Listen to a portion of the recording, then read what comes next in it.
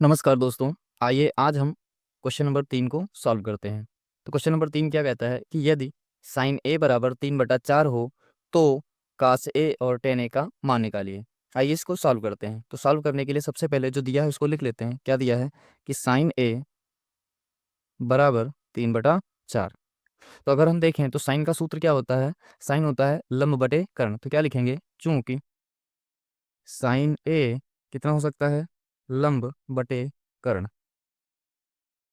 अतः इन दोनों की जब हम तुलना करेंगे तो क्या मिलेगा, तो क्या लिखेंगे, तुलना करने पर।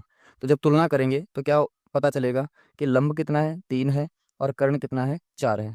तो हम देखें तो इसमें लंब कितना दिया है, 3, और कर्ण कितना दिया है, 4। इसका मतलब इसमें तीसरी भुजा नहीं दी गई है, वो कौन सी है, आधार। तो हम सबसे पहले आधार को निकालते हैं, और आधार को निकालने के लिए हम किसका यूज करेंगे, पाइथागोरस थ्योरम का। तो पाइथागोरस थ्योरम लिख लेते हैं। तो हमने पाइथागोरस थ्योरम लिख लिए। तो पाइथागोरस थ्योरम क्या कहती है कि आधार का स्क्वायर प्लस लंब का स्क्वायर बराबर कर्ण का स्क्वायर।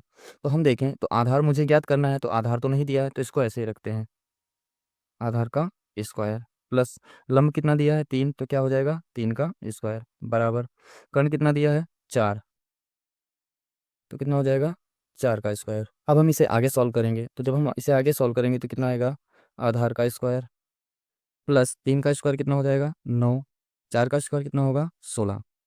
अब हम इसे आगे हल करेंगे तो आधार का स्क्वायर इसी पक्ष में रोक लेंगे, और 9 को उस पक्ष में ले जाएंगे, तो उस पक्ष में पहले से कितना लिखा है, 16, 9 इधर आएगा, कितना हो जाएगा, माइनस का। तो 16 में से 9 गया, कितना बचा, 7। आगे सॉल्व करेंगे तो पाएंगे कि आधार का स्क्वायर बराबर कितना हुआ, 7। जब इसे आगे सॉल्व करेंगे तो आधार कितना आ जाएगा, स्क्वायर उधर ले जाएंगे तो कितना हो जाएगा, √7। इसका मतलब आधार कितना मुझे मिला है, √7।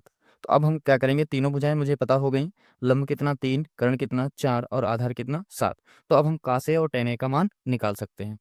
अतः हम लिख सकते हैं, अतः लंब कितना था, लंब था 3, कामा कर्ण कितना था, तो कर्ण था 4, और आधार कितना प्राप्त हुआ, तो आधार आया है √7।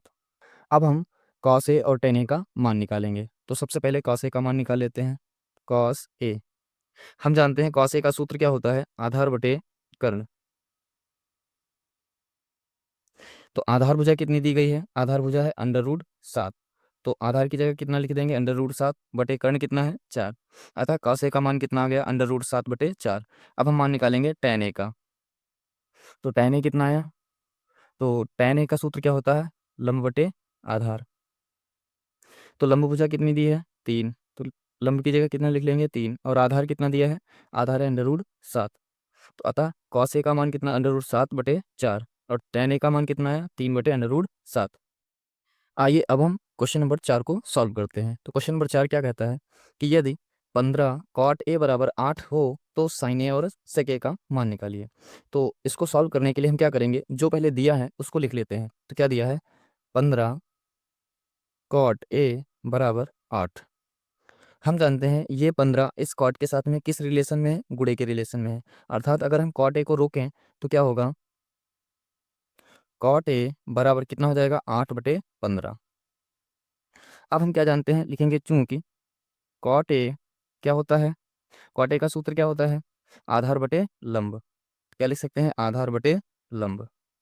अगर हम इन दोनों की तुलना करें, कॉट ए 8/15 और कॉट ए आधार बटे लंब की तुलना करें, तो हमें मिलेगा आधार कितना मिलेगा, 8, और लंब कितना मिलेगा, 15। तो हम लिख लेते हैं कि तुलना करने पर क्या मिलेगा, आधार बराबर 8 व लंब बराबर कितना हो जाएगा, 15। अब हम आगे अगर देखें साइन ए का मान निकालने के लिए, तो साइन ए का सूत्र होता है लंब बटे कर्ण। इसका मतलब कर्ण भुजा तो यहाँ नहीं दी है, तो हमें कर्ण भुजा निकालनी पड़ेगी। तो आधार दिया है, लंब दिया है, और कर्ण निकालने के लिए हम किसका यूज करेंगे, पाइथागोरस प्रमेय का। तो सबसे पहले उसको लिख लेते हैं, पाइथागोरस प्रमेय को। तो हमने पाइथागोरस प्रमेय लिख ली है। पाइथागोरस प्रमेय क्या है, कर्ण का स्क्वायर बराबर आधार का स्क्वायर प्लस लंब का स्क्वायर। तो कर्ण तो भुजा नहीं दी है, तो इसको इतना ही लिख लेते हैं, कर्ण का स्क्वायर बराबर आधार कितना दिया है, 8, तो 8 का स्क्वायर प्लस लंब कितना दिया है, 15, तो 15 का स्क्वायर। आगे से सॉल्व करेंगे तो क्या मिलेगा, कर्ण का स्क्वायर बराबर 8 का स्क्वायर कितना हो जाएगा, 64, प्लस 15 का स्क्वायर कितना हो जाएगा, 225। अब आगे से सॉल्व करेंगे तो कर्ण का स्क्वायर कितना होगा, बराबर 64 और प्लस इन दोनों को जोड़ लेंगे तो कितना आएगा, 5 4 9, 6 2 8 और 289।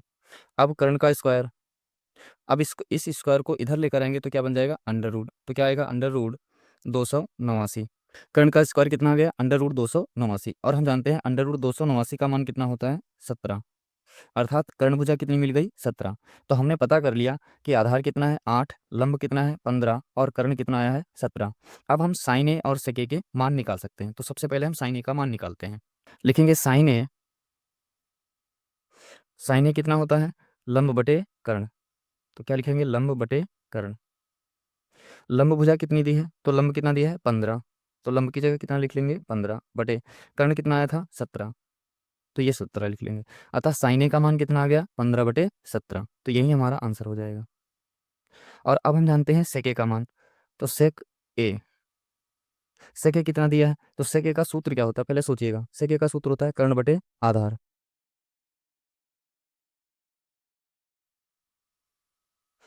तो कर्ण कितना दिया है, कर्ण है 17 और आधार कितना है, तो आधार है 8। अतः सेके का मान कितना आ गया, 17/8। तो ये दोनों मान पता हो गए।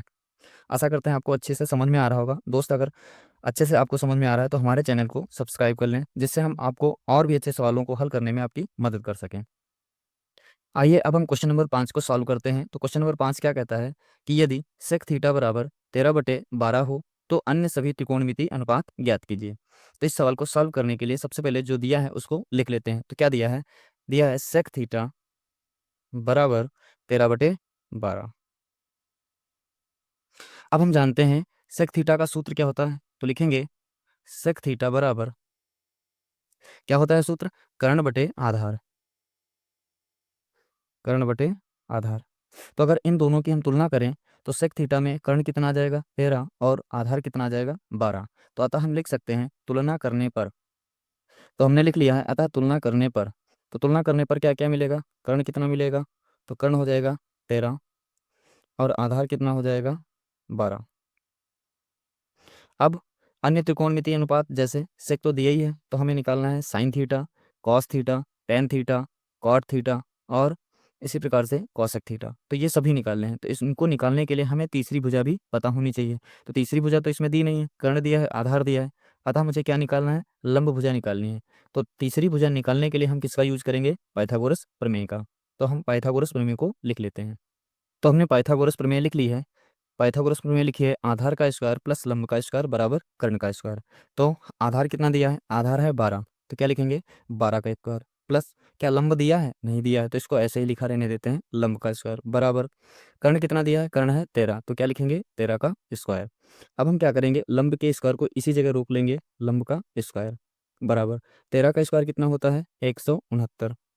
अब यहाँ पर 12 का स्क्वायर कितना होगा 144 और 144 को जब इस पक्ष में लाएंगे तो कितना हो जाएगा माइनस का 144। अब हम क्या लिखेंगे, लंब का स्क्वायर। अब 169 से हम 44 घटाएंगे तो कितना बचेगा, 9 से 4 जाएगा कितना बचेगा 5 और 6 से 4 जाएगा तो कितना बचेगा 2 और 1 से 1 जाएगा 0। तो अतः लंब कितना आ जाएगा, तो हम लिख सकते हैं अंडर रूट 25। और अंडर रूट 25 का मान कितना होता है 5। तो हमें पता चल गया कि लंब भुजा कितनी आई है, लंब भुजा आई है 5। अतः मुझे तीनों भुजाएं पता चल गई हैं। कर्ण कितना 13, आधार कितना 12 और लंब कितना 5। तो अब हम अन्य सभी त्रिकोणमितीय अनुपात को ज्ञात करते हैं। तो हम सबसे पहले ज्ञात करते हैं साइन थीटा। तो साइन थीटा का सूत्र क्या होता है, लंब बटे कर्ण। तो लंब कितना दिया है, तो अगर हम देखें तो लंब कितना आया था मेरा 5 बटे कर्ण कितना दिया है 13। तो हम लिख सकते हैं 13। अतः साइन थीटा का सूत्र मान कितना आ गया 5/13। अब हम दूसरे का मान निकालते हैं। तो दूसरा किसका मान निकालते हैं, कॉसेक थीटा का।